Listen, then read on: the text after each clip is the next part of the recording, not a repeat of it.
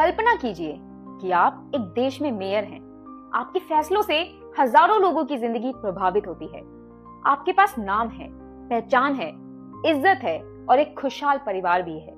बाहर से देखने पर आपकी लाइफ कंप्लीट लगती है, लेकिन हर रात जब सब कुछ शांत होता है तब एक सवाल आपके मन को घेर लेता है। अगर मेरी माँ आज जिंदा है तो क्या उसे पता है कि मैं ठीक हूँ? क्या उसे कभी ये एहसास हुआ होगा कि जिस बच्चे को उसने छोड़ दिया था वो आज एक अच्छी जिंदगी जी रहा है? ये कहानी पावर, पॉलिटिक्स या सक्सेस की नहीं है। ये कहानी एक बेटे के उस अधूरे सपने की है जो 40 साल बाद भी पूरा नहीं हो पाया। ये कहानी है फाल्गुन बेनेडिक्ट की। नमस्कार दोस्तों, मैं हूँ डॉक्टर दास अनामिका और आज स्टोरी वाला पे मैं आपको एक ऐसी सच्ची कहानी सुनाने जा रही हूँ जो आपको जबरदस्ती रुलाने की कोशिश नहीं करेगी, लेकिन धीरे धीरे आपके दिल के अंदर उतर जाएगी। ये कहानी एक ऐसे बेटे की है जिसने दुनिया में सब कुछ हासिल कर लिया, लेकिन आज भी अपनी जड़ों को ढूंढ रहा है। ये कहानी हमें याद दिलाती है कि कुछ सफर आगे बढ़ने के लिए नहीं होते, बल्कि पीछे लौटकर खुद को समझने के लिए होते हैं। इस कहानी की शुरुआत होती है साल 1985 से नागपुर शहर में। फरवरी का महीना था और ठंडी सुबह थी। नागपुर मेडिकल कॉलेज के एक वार्ड में 21 साल की एक औरत अपनी जिंदगी का सबसे मुश्किल फैसला लेने वाली थी। वो अनमैरिड थी, डरी हुई थी और समाज के डर से घिरी हुई थी। उसने एक बेटे को जन्म दिया। 3 दिन तक वो बच्चे को देखती रही, उसकी सांसों की आवाज सुनती रही, उसकी उंगलियों को देखती रही और शायद हर पल यही सोचती रही कि आगे क्या होगा। तीसरे दिन उसने एक बहुत भारी फैसला लिया। वो अपने नवजात बेटे को लेकर मातृ सेवा संघ अनाथालय पहुंची।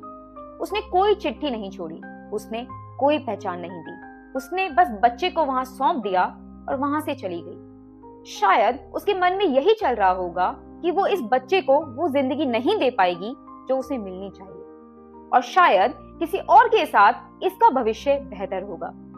अनाथालय में उस बच्चे को पहली बार एक पहचान मिली। वहां की लेडी सुपरिटेंडेंट मंगला भुसारी ने उस बच्चे को एक नाम दिया, फाल्गुन। फाल्गुन मतलब उम्मीद का महीना, नई शुरुआत का प्रतीक। उस वक्त किसी को अंदाजा नहीं था कि ये नाम एक दिन इतनी लंबी और गहरी कहानी का हिस्सा बनेगा। कुछ समय बाद फाल्गुन को नेदरलैंड्स के एक कपल ने गोद लिया। उसे एक ऐसा घर मिला जहां सवाल नहीं थे, सिर्फ प्यार था। वो आम बच्चों की तरह बड़ा हुआ, स्कूल गया, खेला, पढ़ा और आगे बढ़ता गया। लेकिन जैसे जैसे वो बड़ा होता गया, एक सवाल उसके अंदर गहरा होता गया। ये सवाल जोर से नहीं बोलता था, लेकिन हमेशा मौजूद रहता था। ये सवाल था, मैं कहां से आया हूं? उसकी गोद लेने वाले माता पिता ने कभी सच्चाई छुपाई नहीं। उन्होंने उसे बताया कि उसका जन्म भारत में हुआ था और उसकी जन्म देने वाली माँ ने उसे बेहतर भविष्य के लिए छोड़ दिया था। यहीं से फाल्गुन की असली यात्रा शुरू हुई। ये यात्रा किसी जगह तक पहुंचने की नहीं थी, बल्कि अपनी पहचान को समझने की थी।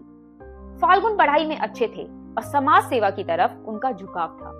धीरे धीरे उन्होंने राजनीति में कदम रखा और लोगों का भरोसा जीता। एक दिन वो नेदरलैंड्स के हैम्स्टेड शहर के मेयर बने। ये एक बड़ी उपलब्धि थी। अखबारों में उनका नाम छपा और उन्हें इज्जत मिली, लेकिन हर उपलब्धि के बाद भी उनके दिल के किसी कोने में एक सवाल बना रहा। फाल्गुन बताते हैं कि भारतीय महाकाव्य महाभारत की कहानी, खासकर कर्ण और कुंती की कहानी, उनके दिल के बहुत करीब है। कर्ण की तरह उनके मन में भी अपनी माँ के लिए कोई गुस्सा नहीं था। उनके दिल में सिर्फ समझ थी। वो मानते थे कि उस वक्त उनकी माँ ने जो फैसला लिया वो हालातों की मजबूरी रही होगी। साल 2024 में फाल्गुन तीसरी बार भारत आए। इस बार वो सिर्फ एक विजिट पर नहीं थे, बल्कि अपनी जड़ों के और करीब जाने आए थे। नागपुर में उन्होंने मंगला भुसारी से मुलाकात की, वही महिला जिन्होंने 40 साल पहले उन्हें उनका नाम दिया था। ये मुलाकात बहुत ही भावुक थी। ऐसा लगा जैसे जिंदगी का एक अधूरा सर्कल थोड़ा थोड़ा पूरा हो गया। लेकिन उनकी सबसे बड़ी तलाश अभी भी बाकी थी। हॉस्पिटल के रिकॉर्ड्स में उनकी माँ का नाम मौजूद है, लेकिन पता या तो गलत है या फिर समय के साथ मिट चुका है। नागपुर एडमिनिस्ट्रेशन पुरानी फाइल्स और डॉक्यूमेंट्स को खंगाल रहा है, लेकिन 40 साल पुराने सच को ढूंढना आसान नहीं होता। ये भी हो सकता है कि उनकी माँ आज भी कहीं जिंदा हो, और ये भी हो सकता है कि उन्हें पता ही ना हो कि उनका बेटा उन्हें ढूंढ रहा है। फाल्गुन अपनी पत्नी और अपने 4 बच्चों के साथ साल 2026 में एक बार फिर नागपुर आए। उनके पास अपनी माँ के लिए कोई शिकायत नहीं है और ना ही कोई सवाल। उनका संदेश बहुत सीधा और साफ है।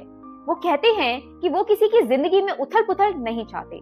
वो सिर्फ एक बार मिलकर ये कहना चाहते हैं कि उनका बेटा खुश है, सुरक्षित है और एक अच्छी जिंदगी जी रहा है। वो बस इतना बताना चाहते हैं कि माँ का फैसला गलत नहीं था।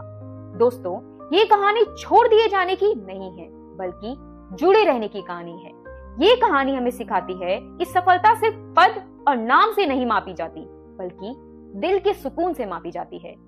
नागपुर के एक अनाथालय से नेदरलैंड्स में मेयर बनने तक का सफर प्रेरणा देने वाला है, लेकिन उससे भी ज्यादा प्रेरणा देने वाला है उस बेटे का वापस लौटना जो सिर्फ अपनी माँ को धन्यवाद कहना चाहता है। ये कहानी अभी खत्म नहीं हुई है, तलाश आज भी जारी है। शायद नागपुर की किसी गली में एक माँ आज भी अपने उस बच्चे के बारे में सोचती हो जिसे उसने हालातों के दबाव में छोड़ दिया था। अगर ये कहानी आपके दिल तक पहुंची है तो इसे जरूर शेयर कीजिए, क्योंकि कभी कभी एक कहानी किसी को उसके अतीत से मिला सकती है। आप देख रहे हैं स्टोरी वाला और हम मिलेंगे अगले वीडियो में एक और सच्ची कहानी के साथ। धन्यवाद।